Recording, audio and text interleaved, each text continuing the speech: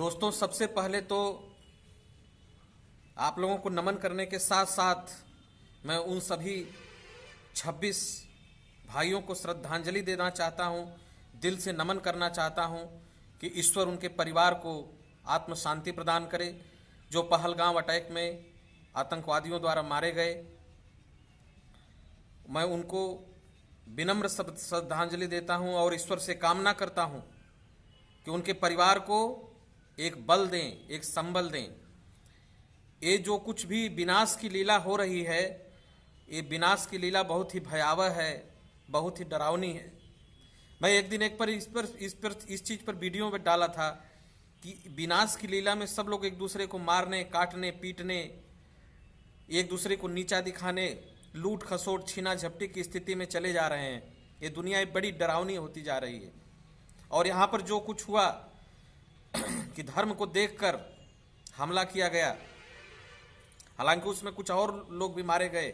जब गोलियां चली गई तो कुछ कोई भी मारते रहे। और जो ये भयावह घटना हुई, ये बड़ी ही शर्मनाक, बड़ी ही दरिंदगी पूर्ण है। इसका जो है जितनी भर्त्सना कम की जाए उतना ही कम है।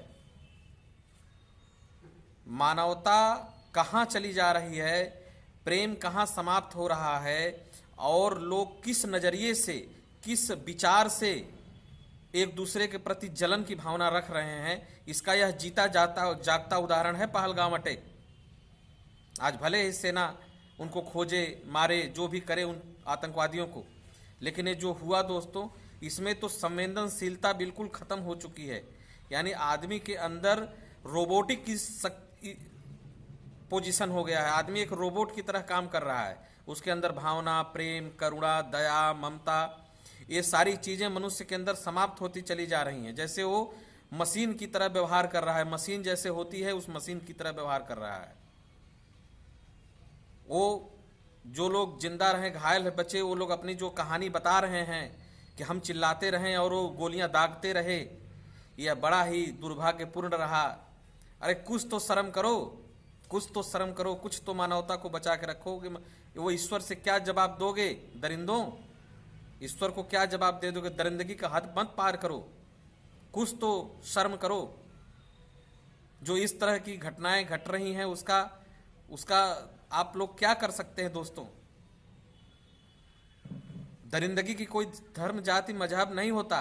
वह सिर्फ एक दूसरे को भड़काने के लिए, एक दूसरे में फूट पैदा करने के लिए, एक दूसरे कम्युनिटी में विद्रोह पैदा करने के लिए ऐसा करते हैं, ताकि एक धर्म को देखकर मार दिया जाए, ताकि दूसरे धर्म वाले उन्मादित होकर मारें और फिर एक दूसरे से अटैक करें, यानी दंगा हो जाए, फसाद हो जाए, एक दूसरे के लिए जान का हमला बन जाए। तो ये इनकी सोची समझी साजिश रहती है।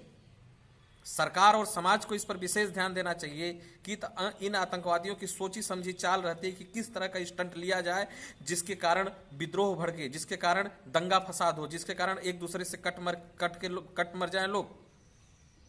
लेकिन इसमें बड़ी धीरज की जरूरत है और बड़े साहस की जरूरत है कि उन जो भी उसमें शहीद हुए हैं उनको जो है विनम्र श्रद्धांजलि देने के साथ साथ उनके परिवार को, समाज को चाहिए उनके परिवार को बल दें, संबल दें, सहारा दें, ताकि वो अपने नई जिंदगी को शुरू कर सकें।